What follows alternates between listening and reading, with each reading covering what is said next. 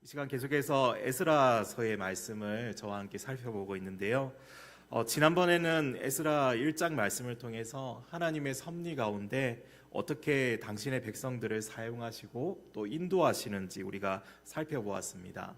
이걸 한마디로 요약해서 표현하자면 하나님께서는 우리를 인격적으로 대우하신다. 그리고 인격적으로 우리를 인도하신다라고 또 표현할 수 있을 것 같습니다. 우리가 가지고 있는 이 마음이라는 이 기관이요, 우리의 인격을 담는 그릇이고 또 인격은 우리의 이 지성과 감정으로 되어 있습니다. 지성으로는 하나님의 말씀을 들려주시고 또 설명해 주시고 설득하시고 깨닫게 하시는 것이죠. 그렇게 우리의 지성에 하나님의 말씀이 임해서 우리의 감정에 말씀이 역사하게 되어 있습니다. 이것이 바로 마음의 감동이다라고 그렇게 표현할 수 있죠. 그런데 말씀을 듣고 이해하고 깨닫고 설득되는 이 과정이 생략된 채 어떤 그 이미지나 어떤 감정적으로 다가오는 그 느낌 때문에 감동을 받는 것은 사실 온전한 감동은 아닐 것입니다. 굉장히 유명한 예화가 있는데요. 어느 부흥 강사가 열정적으로 이 말씀을 전하고 있었습니다. 근데 저쪽에서 계속 어느 할머니가 울고 계시는 거였습니다. 자꾸 자신을 보면서 울고 계시길래 저분이 은혜를 정말 많이 받고 있구나 그 생각을 하면서 그쪽을 보면서 더 열심히 말씀을 전했다고 합니다. 나중에 집회가 끝나고 이제 인사를 하면서 할머니 아까 왜 그렇게 많이 우셨어요? 하고 물어봤다고 합니다. 내심 속으로는 이랬겠죠. 아이고, 말씀의 은혜를 많이 받아서 울었다라는 이 대답을 기대하고 있었다고 합니다. 그런데 할머니가 하는 말이, 목사님, 우리 목사님 눈이 며칠 전에 죽은 우리 이 집 염소 새끼 눈이랑 똑 닮아서 많이 울었습니다 라고 하는 것이었습니다. 우리가 때로는 이 누군가의 눈물을 진하게 흘리면, 그 사람이 눈물을 흘리고 있으면은 그 사람이 우는 이유도 모른 채, 알지 못한 채 우리 마음에 그 감동이 전해져서 감정에 동화되어서 눈에 눈물이 핑 도는 경험을 해봤을 겁니다. 이유는 모릅니다. 그러나 감동은 있을 수 있습니다. 옆 사람이 울면 전혀 엉뚱한 일로도 마음이 찡해지는 게 우리 인간의 감정인 것 같습니다. 이유도 모르는 채로 마음에 감정적인 느낌이 오고 그것 때문에 우리의 마음이 흔들릴 수 있습니다. 그런데 그게 참된 감동은 아니라는 겁니다. 감동에는 분명한 이유가 있고 분명한 그 내용이 있어야 하는 것이죠. 어떤 내용에 대해서 마음속에 분명한 깨달음이 있어야 합니다. 내용에 대한 분명한 깨달음이 있어서 우리의 마음, 그 감정을 흔들어 놓을 때 그것이 진짜 이 감동인 것이죠. 하나님께서 우리를 인도하시는 방식이 바로 이러한 방식이라는 것이죠. 왜 우리에게 하나님께서 은혜의 수단을 허락해 주셨습니까?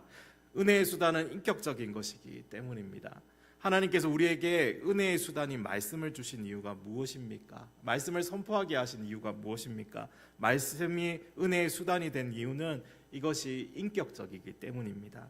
그런데 우리가 흔히 사용하고 알고 있듯이 인격적이라는 이 말이 이 신사적이다라는 의미로 이 어떤 신사적인 것을 의미하는 것이 아닙니다. 저 사람 참 인격적이야, 이 말이 그 사람이 신사적이고 교양 있다고 말하는 것을 보통 그렇게 뜻하는데, 그러나 하나님과 관련해서 인격적이라고 이야기할 때에는 하나님께서 우리에게 역사하시는 그 방식을 말하고 있는 것이죠.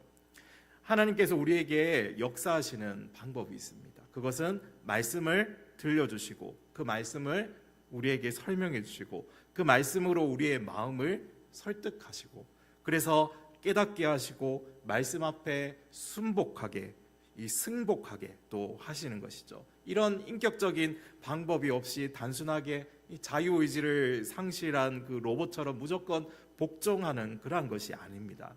그래서 우리가 하나님의 뜻을 소망하면서 그것을 붙들고 하나님 앞에 기도하는 자리에 나아가게 되는 것이죠. 말씀과 기도는 인격적입니다. 둘이 아니라 하나인 것이죠. 그렇게 말씀과 기도 속에서 우리에게 임한 하나님의 그 말씀의 거룩한 뜻이 우리의 이 마음을 변화시키는 것이죠. 믿음은 들음에서 난다는 것은 너무나 잘 알고 계십니다. 그래서 우리의 인격이 변화되는 것입니다. 만일 말씀이 우리에게 들리지 않으면 결국은 이 변화의 시작도 없는 것이죠. 감동과 감화라고 하는 것은 우리의 인격에 하나님께서 이 말씀으로 역사하시고 그 역사하심이 우리의 인격을 변화시키는 것이기 때문입니다. 이것이 하나님께서 우리에게 주신 인격적인 신앙의 의미이죠. 하나님이 이렇게 인격적인 신앙으로 우리를 인도하시면서 우리가 하나님의 뜻을 행하는 이 현장에 특별한 섭리로 또한 역사하신다는 것을 우리는 성경을 통해서 계속해서 발견할 수 있습니다. 이렇게 하나님께서 이스라엘 백성들을 위해서 역사하실 때 하나님은 그와 같은 말씀에 순종하여 예루살렘으로 올라가 성전을 건축하기를 원했던 사람들, 그 정들었던 터전을 또 버리고 예루살렘으로 다시 올라갔던 그 사람들이 어떤 사람들인지 오늘 우리가 읽은 이 에스라 2장 1절 말씀을 통해서 우리에게 말해주고 있는 겁니다. 우리 1절 말씀을 다시 한번 읽어보도록 하겠습니다. 옛적에 바벨론 왕 느부갓네살에게 사로잡혀 바벨론으로 갔던 자들의 자손들 중에서 노임을 받고 예루살렘과 유다도로 돌아와 각기 각자의 성읍으로 돌아간 자, 바로 그 사람들에 대한 이야기가 오늘 우리 2장에 나오는 말씀인 것이죠. 옛적에 바벨론 왕 느부갓네살에게 사로잡혀서 바벨론으로 갔던 자들입니다. 바벨론이라고 하는 나라는 대제국을 이루었던 곳이죠. 제국이라는 것이 이 나라가 강대한 것만을 의미하는 것이 아니라 우리 초강대국이라고 보통 부르는데 그 나라가 국제 정치를 좌우하고 이 모든 것들을 통제하는 그러한 역할을 할 때 우리는 대제국이라고 그렇게 부르는 것이죠. 예를 들어서 현대에는 이 해가 지지 않는 나라, 예전에는 20세기에는 영국이었죠. 대영 제국이 쇠퇴하고 난 이후에 그 헤게모니를 패권을 미국이 쥐었지 않습니까? 20세기 미국은 제국이 되었는데 세계의 정치, 경제, 이 심지어 종족 간의 분쟁까지도 이 모든 것들을 주도해가는 경찰 국가가 그렇게 되어서 역할을 하고 있습니다. 미국 한 국가가 세계 많은 나라를 상대할 수 있을 만큼 굉장히 강력하다는 것이죠. 군사력에 있어서 세계에 상대할 만한 적수가 거의 없고 경제력에 있어서도 미국이 흔들리면 세계 경제가 흔들릴 만큼 미국과 세계 경제는 상관관계가 굉장히 깊어져 있습니다. 이러한 힘을 바탕으로 외교, 국제 분쟁, 경제 영역에서 엄청난 영향력을 발휘하면서 자기들이 원하는 방향으로 계속 그렇게 원칙을 가지고 나라의 방향을 끌고 가고 있습니다. 그래서 감히 우리가 제국이라고 또 부를 수 있는 것이죠. 그런데 역사적으로 여기 바벨론도 역시 제국이라고 불리고 있습니다. 그 당시에 바벨론에 필적할 수 있는 아수르라는 나라도 있었죠. 북이스라엘이 거기에 멸망했는데 또 그 밑에는 이집트라는 나라도 있었고 또 세계적인 영향력에 있어서 바벨론이 가장 우위에 서 있다고 우리 볼 수 있는데 그러한 초강대국을 이루었던 인물이 누구였냐면 바로 여기 나오는 느부갓네살 왕이었습니다. 자기 아버지 때는 사실 작은 나라였는데 조금 키워졌는데 그때부터 이 아수르라고 하는 나라가 아주 강력한 국가로 존재하고 있었던 바로 그러한 시절에 이 바벨론이라고 하는 이 작은 나라의 느부갓네살 왕이 이렇게 통치하면서부터 강대해지기 시작해서 결국에는 제국까지 이루게 되었던 것이죠. 아무도 거스를 수 없는 힘과 권력을 가진 나라로 그렇게 커져갔습니다. 이런 강력한 느부갓네살 왕이 유다 왕국을 자그마치 3번이나 침공했습니다. 첫 번째는 BC 606년에 예루살렘을 함락시키고 왕을 폐위시키고 새로운 왕을 이렇게 세우죠. 그리고 왕족들, 귀족들, 젊은 사람들을 다 이렇게 포로로 붙잡아갑니다. 볼모로 그렇게 붙잡아가죠. 1차 포로로 붙잡혀가 왕족들, 귀족들 가운데 유명한 우리 다니엘과 그 세 친구들도 포함되어 있죠. 바벨론 왕국에서 바벨론식으로 교육받고 바벨론 국가에 말하자면 공무원이 되어서 높은 지위까지 올라갔던 이 다니엘, 이 총리 대신까지 올라갔죠. 그런데 본국에서는 이 독립운동이 한참이었습니다. 우리가 바벨론의 속국에 살아갈 수 없다. 애굽의 힘을 빌려서 우리가 다시 독립하자. 바벨론으로부터 벗어나자. 그러한 일들이 있었던 겁니다. 그래서 느부갓네살이 2차로 예루살렘을 함락시킵니다. 그리고 이번에는 그 땅에 있는 부자들을 부유한 사람들을 다 잡아갔습니다. 이스라엘에는 점점 지도층이 없어진 거죠. 그런데 이 유다 왕국 사람들이 끈질겨서 다시 또 독립운동을 하게 됩니다. 결국 느부갓네살 왕이 3번째 예루살렘을 함락시키면서 이번에는 아예 그 성전까지 그냥 밀어버렸습니다. 성전도 무너뜨리고 제사기구 다 가져가고 남아있던 백성들 가운데 빈민을 제외하고는 다 잡아가서 포로로 다 끌고 가버립니다. 이렇게 세 번에 걸쳐서 유다 백성들이 바벨론에 포로로 끌려갔고 바벨론 전역으로 그냥 흩어버린 겁니다. 결국 이스라엘 땅은 황폐하게 되고 이방인들이 들어왔고 또 이방인들과 혼혈이 이루어지면서 국가로서의 그 이스라엘은 완전히 사라졌던 겁니다. 한편 바벨론으로 갔던 이스라엘 백성들은 어떻게 됐을까요? 민족성이란 게 있는지 정말 열심히 생활했나 봅니다. 곧 이 사람들이요 다른 민족들마다 이 두각을 또 나타내기 시작하고 그들 가운데 다니엘 이런 사람들 또 높은 지위에 올라간 사람들도 있었습니다. 열심히 생활을 해서 경제적으로도 큰 성공을 거두게 되었을 겁니다. 소위 말하면 타국의 포로로 끌려왔지만 결국에는 큰 이 바벨론 성공 스토리를 이룩했던 사람들이 유대인들 중에는 굉장히 많았을 겁니다. 70년의 세월이 흘러서 어느덧 1세대들이 이렇게 다 사라져갈 즈음에 2세대, 3세대까지 오면서 점점 모든 기반들이 튼튼하게 자리를 잡아갔겠죠. 이런 상황에서 하나님께서 명령하실 때 몇 사람이나 그 명령에 순종했을까? 오늘 본문에서는 그 숫자와 그들이 어떤 사람들인지 이렇게 기록하고 있습니다. 옛적에 바벨론 왕 느부갓네살에게 사로잡혀 바벨론으로 갔던 자들의 자손들 중에서 노임을 받고 예루살렘과 유다도로 돌아와 각기 각자의 성읍으로 돌아간 자, 그들 중에 여러 사람들이 예루살렘으로 왔습니다. 2절에 보면 지도장들의 명단이 먼저 등장하고 있죠. 스룹바벨, 예수와 이 사람들이 바벨론에서 예루살렘으로 돌아온 사람들 중에 후대 우리들에게까지 이름이 잘 알려진 유명한 사람들입니다. 그리고 당대 그 시대의 사람들에게 유명했던 인물들 여러 지도자들의 명단이 계속해서 이제 등장하는 거죠. 3절부터 각 자손별로 열거되어 있습니다. 바로스 자손이 2172명이요 스바랴 자손이 372명이요 이렇게 하면서 63절까지 쭉 이어지고 열거되고 있는 겁니다. 굉장히 많은 사람이 예루살렘으로 올라간 것처럼 보입니다. 그러면서 64절 말씀에 이 사람들의 총 숫자가 나오는데 64절에 온 회중의 합계가 42,360명이요 그 외에 남종과 여종이 7,337명이요 노래하는 남녀가 200명이요 다 합쳐서 보니까 49,897명 이 5만 명에서 한 103명 정도 부족한 그러한 사람들 약 5만 명으로 칠 수 있을 만한 이 정도의 인원이 바벨론에서 현재 살고 있는 디아스포라 유대인들 숫자에서는 아주 아마 미미한 작은 숫자에 불과한 사람들이 그렇게 예루살렘으로 올라갔다는 것입니다. 우리 출애굽 때와 비교해 보면은 얼마 안 되는 숫자입니다. 출애굽할 때 60만에서 100만 명 정도 출애굽했다고 했는데 그때로부터 지금까지 900년의 세월이 흐르게 됩니다. 가나안에 정착하고 나서는 더 많은 인구가 늘었을 것인데 그런데 바벨론에 들어간 백성들 가운데 돌아온 백성들이 몇 명입니까? 5만 명입니다. 이렇게 작은 숫자로 다 무너져버린 성전을 재건하고 크고 영광스러운 성전을 다시 세울 수 있겠습니까? 이 정도의 숫자의 사람이면 제대로 성전을 건축할 수 있을까 하는 그런 의문이 드는 정도의 그러한 사람들인 겁니다.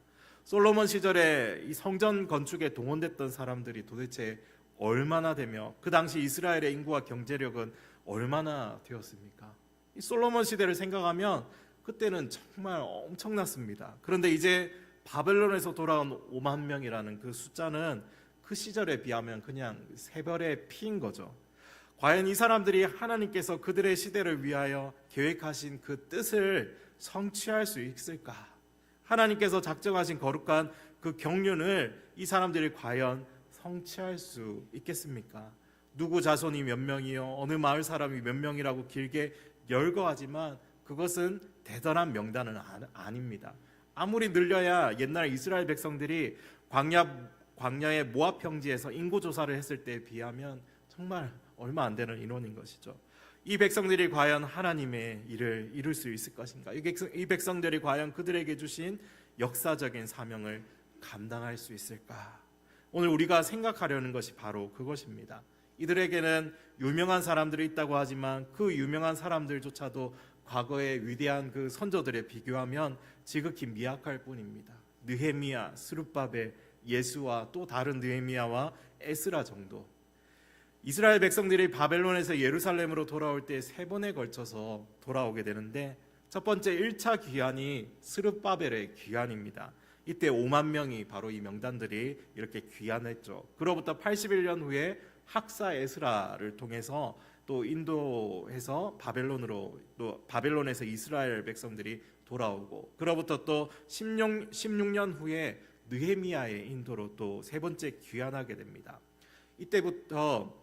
이때마다 이렇게 귀환할 때마다 예루살렘의 하나님의 백성의 공동체에는 새로운 일들이 계속해서 일어나게 됩니다. 스룹바벨의 인도로 첫 번째 귀환한 백성들이 성전을 건축하고, 두 번째 학사 에스라의 인도로 예루살렘에 와서 기존 백성들과 함께하게 된 그 공동체는 하나님의 말씀을 배우는 일에 힘을 쓰게 되었고, 왜냐하면 에스라가 가지고 있었던 목표가 그거였죠. 하나님 말씀에 정통했기 때문에 그걸 가르치려고 이 결심을 했었죠. 하나님께서 그의 결심을 아주 귀하게 사실 사용하셨습니다.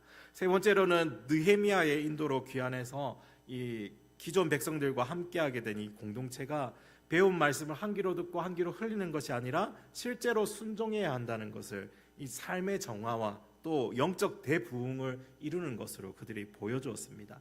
이렇게 세 번의 귀환을 통해서 하나님께서는 시대마다 이 공동체를 향한 새로운 사명을 주셔서 그 사명을 통하여 하나님의 백성들이 온전하게 되는 자리로 나아가게 하신 것을 우리는 성경을 통해서 볼 수가 있습니다. 이 시대마다 사명이 주어졌는데, 이 사명들은 그 공동체가 결여하고 있는 것이거나 더 완전한 대로 나아가야 되는 것들이었습니다. 그래서 결국 에스라서 느헤미야서는 3차에 걸친 이스라엘 백성들의 귀환, 그들에게 주셨던 역사적인 사명에 대한 그 이야기를 하고 있는 겁니다. 그런데 이 역사적인 사명을 어떻게 그들이 감당할 수 있었을까?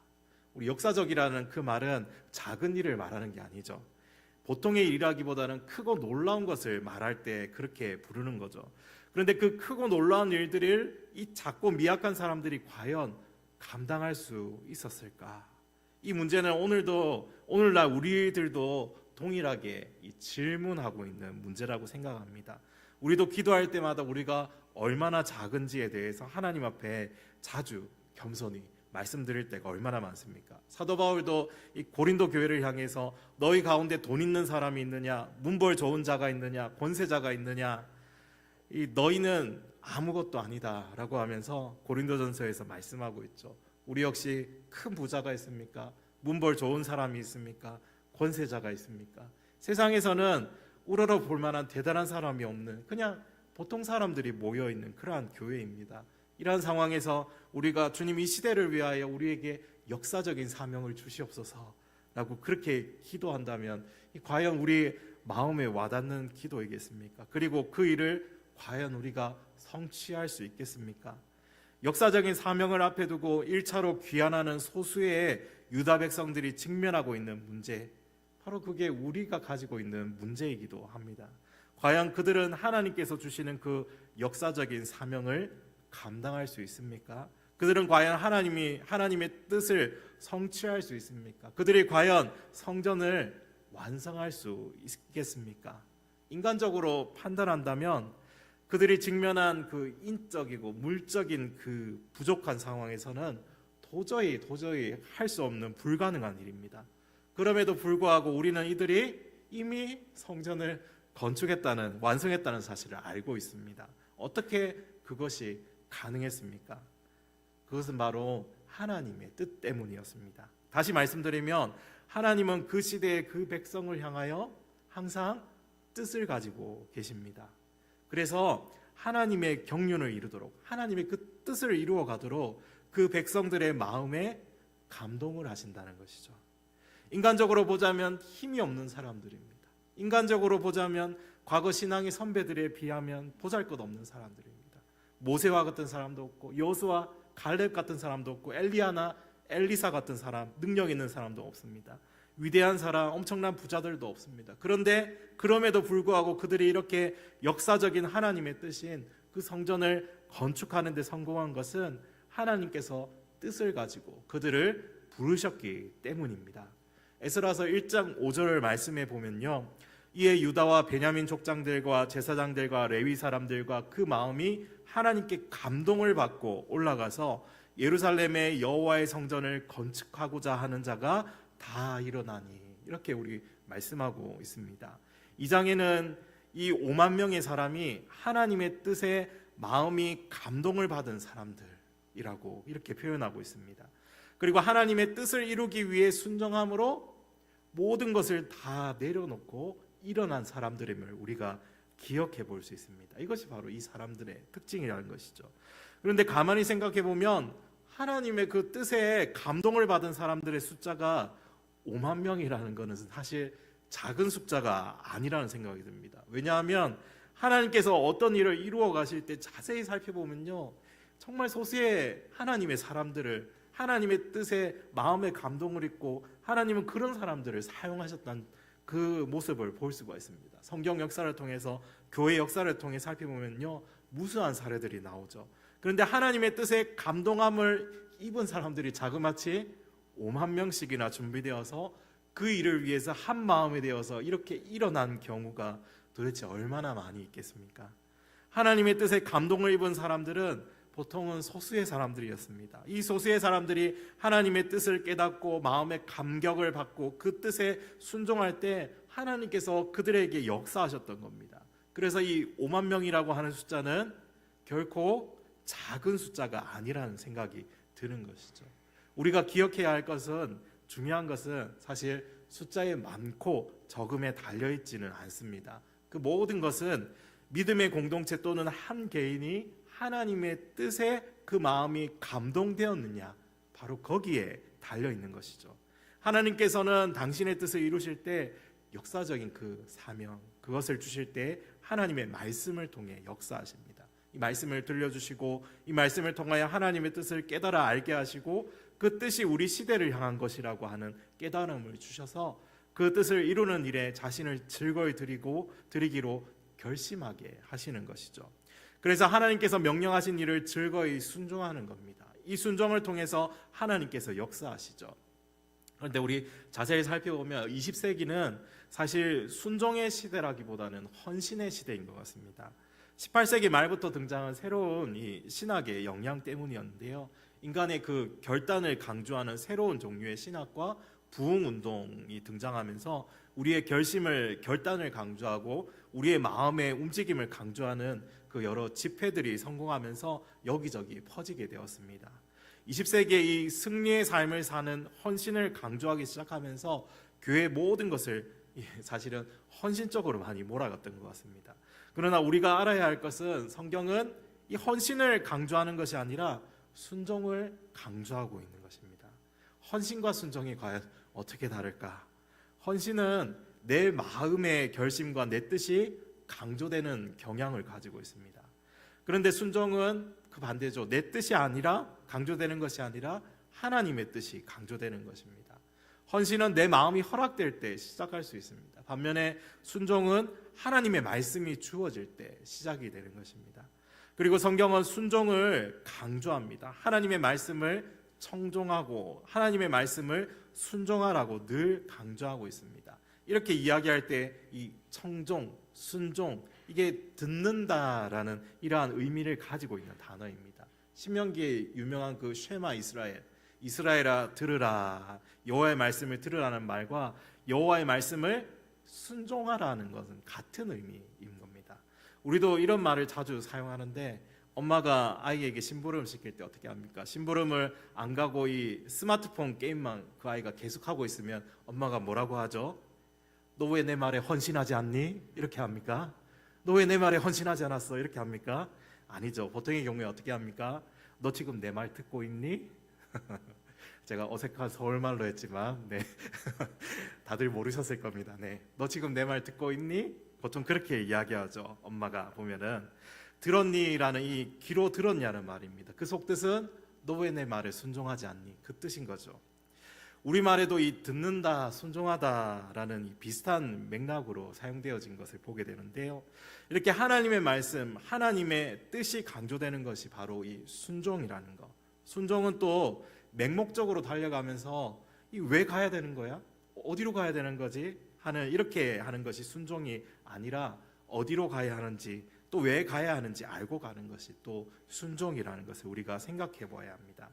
그래서 이 순종은 인격적입니다. 하나님의 말씀을 깨닫고 감동받고 그 마음에 감화된 그 인격의 변화가 있는 사람이 그 변화된 인격으로 하나님 앞에 순복하여서 행하는 것, 이것이 바로 이 순종입니다.